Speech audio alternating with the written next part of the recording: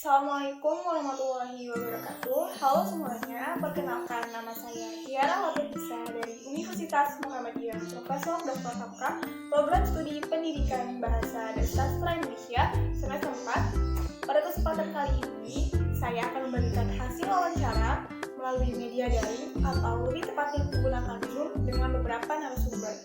Di antaranya, Abdullah Mizan LC selaku Kepala Sekolah Madrasah Aliyah Nurul Quran, Dias Nikitasari selaku Guru Bahasa Indonesia Madrasah Aliyah Nurul Quran, dan Azhar Hanifah selaku alumni tahun 2020 Madrasah Aliyah Nurul Quran. Namun, wawancara dengan alumni dilakukan secara langsung karena rumah kami berdekatan. Di Madrasah Nurul Quran terdapat dua tingkatan, yaitu Tsanawiyah dan Aliyah. Tsanawiyah ini setingkat dengan sekolah menengah pertama atau SMP, sedangkan Aliyahnya setingkat dengan sekolah menengah atas atau SMA. Jadi, informasi yang saya dapatkan berdasarkan tingkat Aliyah. Tujuan hasil wawancara ini adalah memenuhi tugas mata kuliah PLP 1 atau pengenalan lapangan persekolahan yang bertujuan untuk melatih calon guru agar memiliki kemampuan memperagakan kinerja situasi kerja nyata dalam kegiatan pembelajaran. Selain itu, ada pula manfaatnya, seperti selama PLP ini dapat dijadikan sebagai modal dasar untuk guru kelak dan manfaat lainnya. Ada pula yang ditanyakan mengenai kultur sekolah, struktur organisasi, implementasi peraturan, identifikasi kegiatan-kegiatan seremonial, kegiatan-kegiatan rutin, dan praktik-praktik pembiasaan. Terima kasih. Selamat menonton. Warahmatullahi wabarakatuh.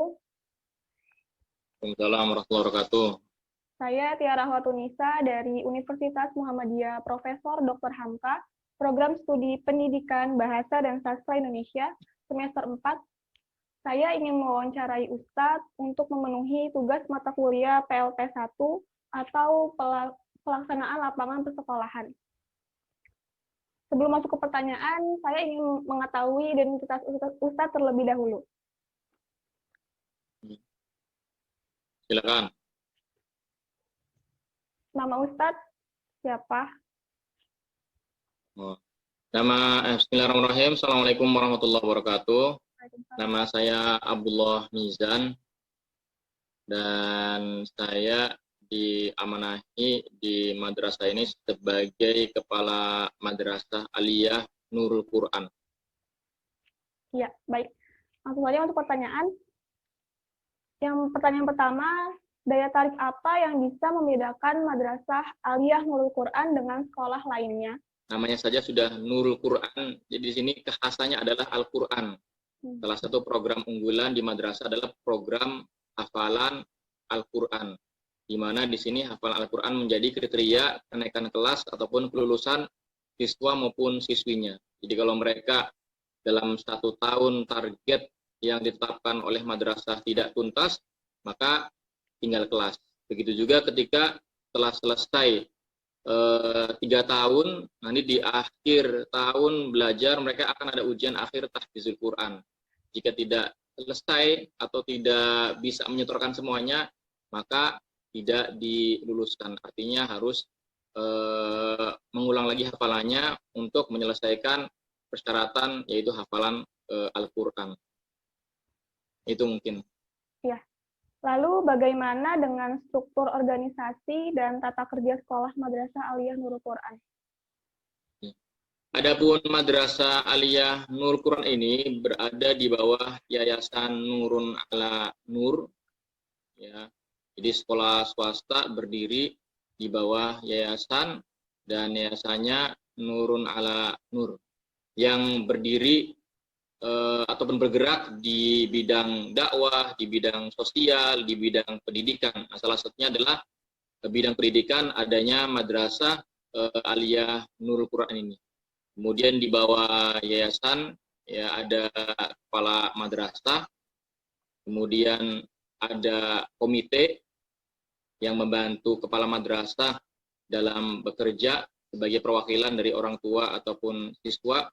Kemudian kepala madrasah juga dibantu oleh wakil-wakil, diantaranya wakil bidang kurikulum, ada wakil bidang kesiswaan, ada wakil bidang humas, kemudian ada bendahara, dan juga ada bagian administrasi. Baru kemudian di bawahnya ada guru-guru ya, dan siswa serta bimbingan konseling. Ya, pertanyaan ketiga, penerapan tata tertib apa yang sudah dilakukan oleh siswa maupun guru yang berada di dalam sekolah?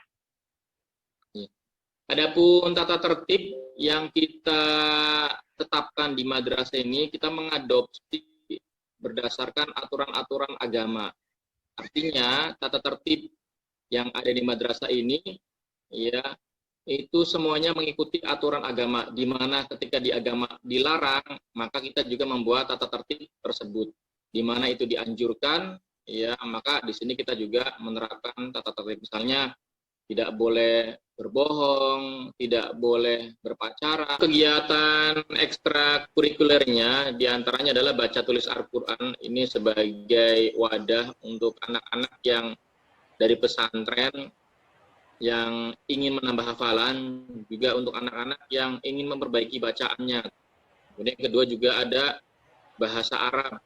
Ini bagi mereka-mereka ini yang setelah lulus madrasah ingin melanjutkan ke perguruan tinggi agama dengan latar belakang bahasa Arab.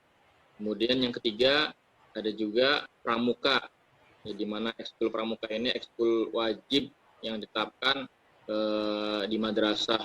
Kemudian yang ketiga ada juga ekskul bela diri.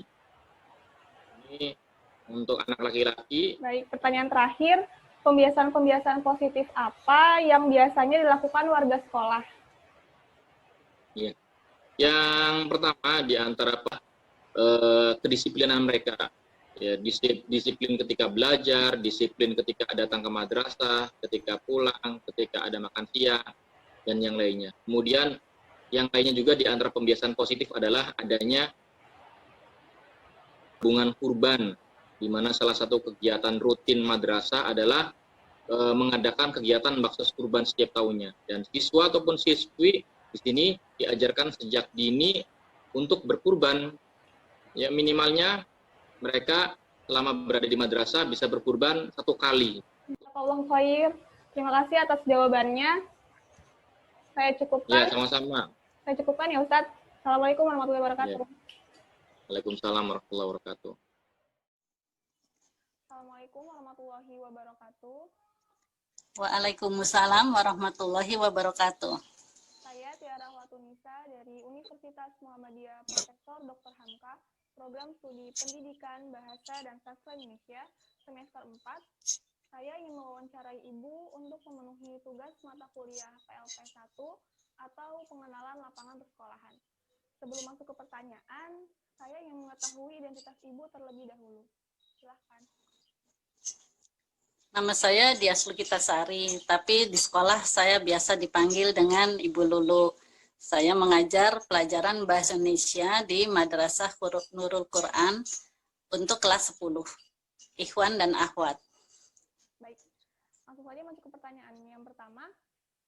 Bagaimana minat siswa untuk pelajaran Bahasa Indonesia?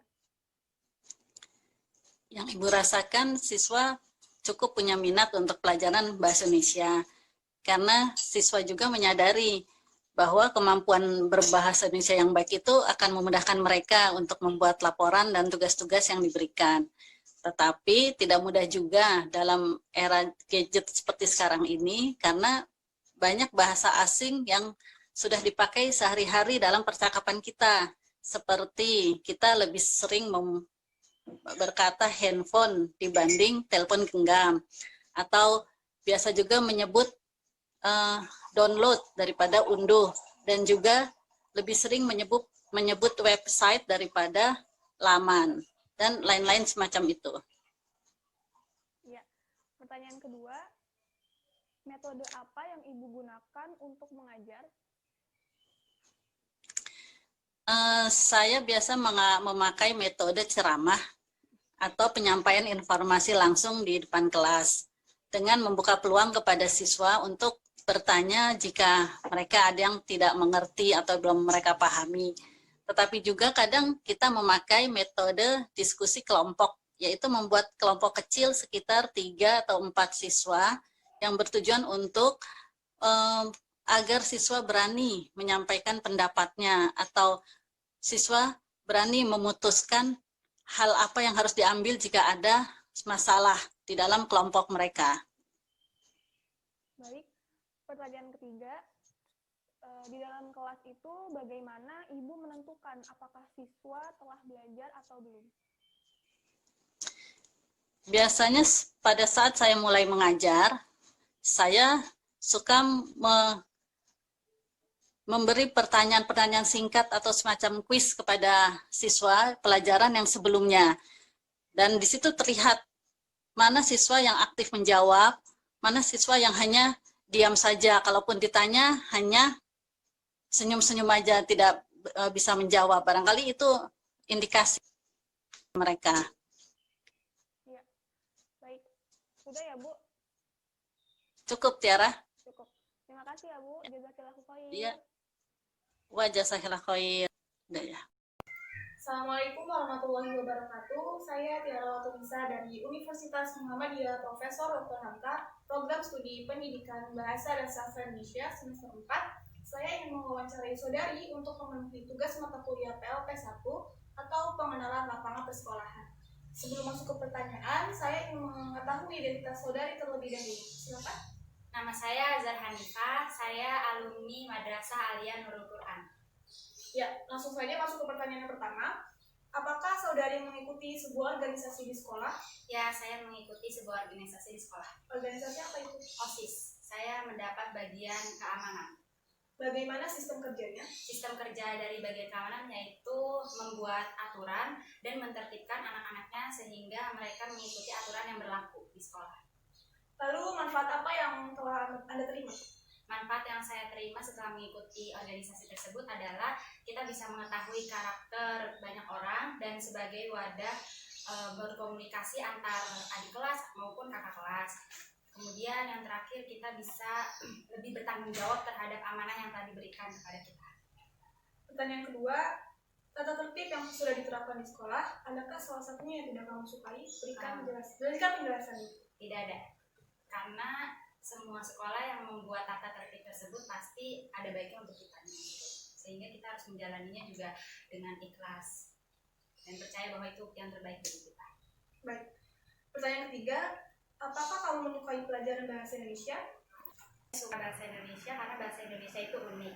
Banyak orang-orang Indonesia yang bilang bahwa soal Indonesia mah gampang, kita orang Indonesia ini. Tapi pas mereka mengerjakan soal belum tentu mereka bisa menjawab soal-soal tersebut karena banyak kosakata yang jarang sekali kita pakai. Padahal kita tahu itu tuh bahasa Indonesia, tapi kita nggak tahu itu artinya apa gitu. Jadi saya suka belajar bahasa Indonesia karena itu. Pertanyaan terakhir, kesan apa yang saudari ingin sampaikan sebagai lulusan di jalur corona? Kesan yang ingin saya sampaikan sebagai angkatan corona ada dua, senang dan sedih. Senangnya karena tidak ada ujian nasional, karena kan saya fokus ke SBM, jadi saya senang saat mendengar ujian nasional dihapus. Kemudian sedihnya kita nggak bisa ada perpisahan, juga tidak bisa ada acara-acara.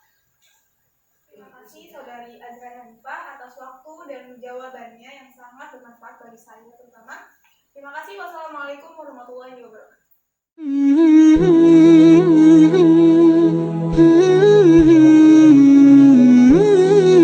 كل هذه الأرض ما تكفي مساحة لو نعيش بلا سماحة وانت عايشنا بحب لو تضيق الأرض نسكن كل قلب بتحية وبسلام